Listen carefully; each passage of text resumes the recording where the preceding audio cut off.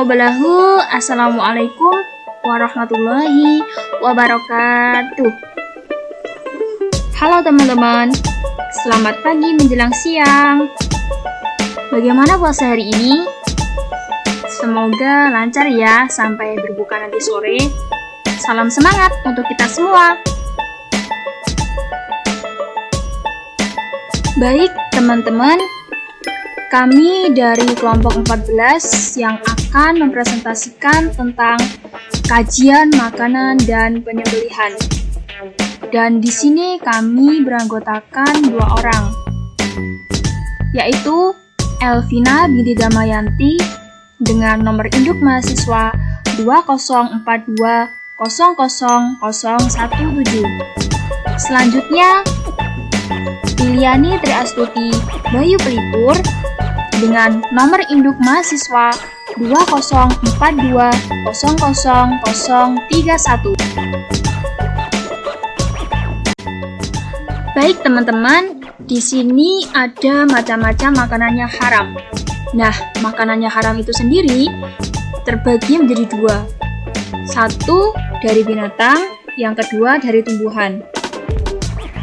Oke, yang berasal dari binatang ada bangkai, darah, daging babi, dan binatang ketika disembelih tidak menyebut nama Allah.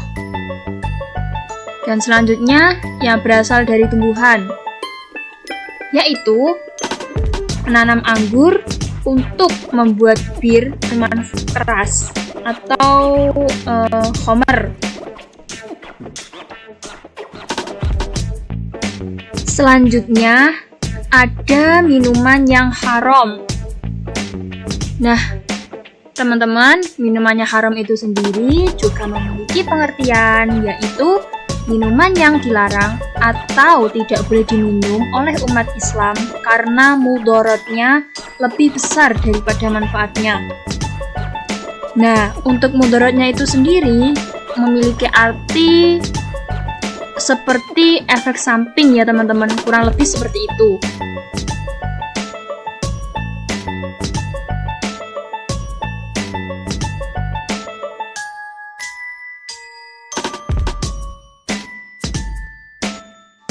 Nah, oke teman-teman, selanjutnya juga ada nih macam-macam minuman yang haram. Minumannya haram yaitu ada minuman yang berasal dari darah. Selanjutnya ada minuman keras atau khamar. Selanjutnya minumannya diminum dalam bejana emas. Dan selanjutnya ada minuman yang membahayakan diri. Selanjutnya minumannya diambil dari orang lain tanpa izin. Ada juga minuman yang mengandung zat yang diharamkan dan minuman yang tercampur najis. Ada juga minuman dengan efek psikotropika. Itu juga tidak boleh ya teman-teman. Dan yang terakhir ada minuman yang dianggap memiliki kekuatan. Pengertian penyembelihan. Menurut bahasa, penyembelihan adalah menyempurnakan kematian. Sedangkan menurut istilah, ialah memutuskan jalan makan, minum, nafas, dan urat nadi pada leher hewan dengan alat tajam selain gigi, kuku, dan tulang. Sedangkan dalam syariat Islam, menyembelih adalah memotong 2 jenis saluran pada bagian leher hewan, yaitu saluran untuk makan dan minum, serta saluran untuk bernafas. Dari segi syariat pula, ialah menyembelih hewan mampu dikuasai dan harus dimakan dengan memutuskan urat darah di kiri dan kanan leher binatang dengan alat yang tajam karena Allah. Syarat penyembelihan yang pertama, penyembelih syaratnya hendaklah Islam, baik laki-laki maupun perempuan. Syahid Syabik menambahkan bahwa penyembelihan dilakukan oleh orang Islam, yaitu berakal, dan para ulama sepakat bahwa orang yang boleh menyembelih itu ada 5 syarat, yaitu yang pertama Islam, kedua laki-laki, ketiga baligh, keempat berakal sehat, tidak menyia-nyiakan sholat. Syarat kedua yaitu alat penyembelihan yang digunakan haruslah tajam. Pengertian udhiyah. Udhiyah atau dahiyah adalah nama atau istilah yang diberikan kepada hewan sembelihan, seperti unta, sapi, atau kambing, pada hari Idul Adha dan pada hari-hari tasyrik, tanggal 11, 12, 13 Dzulhijjah, dalam rangka ibadah dan bertakarub kepada Allah SWT. Rukun udhiyah. Yang pertama, niat. Yang kedua, menyegerakan keluar roh binatang dengan memutuskan halqum dan marik. Yang ketiga, masih adanya hayat mustaqirah sebelum disembelih. Yang keempat, binatang yang disembelih hendaklah dari apa yang halal dimakan. Yang kelima, menyembelih dengan alat yang tajam kecuali gigi, kuku, dan tulang. Yang keenam, dilakukan sembelihan dengan sekali potong. Yang ketujuh, penyembelihan tidak berada di dalam ihram.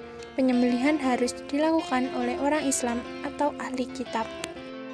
Hikmah udhiyah ada 4. Yang pertama, takarub atau pendekatan kepada Allah SWT. Yang kedua, menghidupkan sunnah Ibrahim alaihi salam dan semangat pengorbanannya.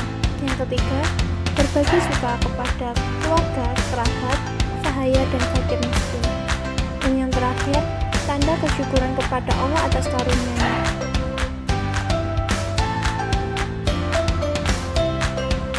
Oke teman-teman, selanjutnya kita akan membahas tentang akikoh. Nah, akikoh itu sendiri memiliki pengertian yaitu kambing yang disembelih untuk anak yang dilahirkan pada hari ke-7 kelahirannya, atau bisa dilaksanakan pada kelipatan hari ke-7, misalnya hari ke-14 atau hari ke-21 dan selanjutnya.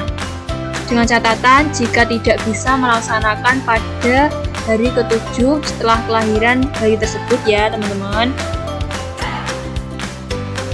Nah, akikah itu juga memiliki hukum. Nah, hukumnya itu sunnah muakkad bagi para orang tua anak yang mampu melaksanakannya berdasarkan sabda Nabi Muhammad SAW yang memiliki arti yaitu setiap anak tergadaikan dengan akikahnya. Dilakukan penyembelihan untuknya pada hari ke-7 atau dari hari kelahirannya. Diberikan nama dan dicukur rambutnya. Nah, sampai di sini pasti teman-teman sudah tahu ya. Nah, di sini akikah juga memiliki hikmah. Hikmahnya yaitu yang pertama, menghidupkan sunnah dan teladan dari Nabi Muhammad SAW. Yang kedua, dapat membebaskan anak dari ketergadaian. Yang ketiga, ibadah akikah dapat melindungi anak dari setan. Yang keempat, untuk menghindarkan anak dari musibah, keburukan moral, penderitaan, dan lain sebagainya. Oke teman-teman, untuk presentasi kali ini kami cukupkan sampai di sini. Kelebihan hanyalah milik Allah dan kekurangan adalah milik kami. Terima kasih atas perhatiannya. Sekian, Allahumma fiq ila aqwamit thoriq. Wassalamualaikum warahmatullahi wabarakatuh.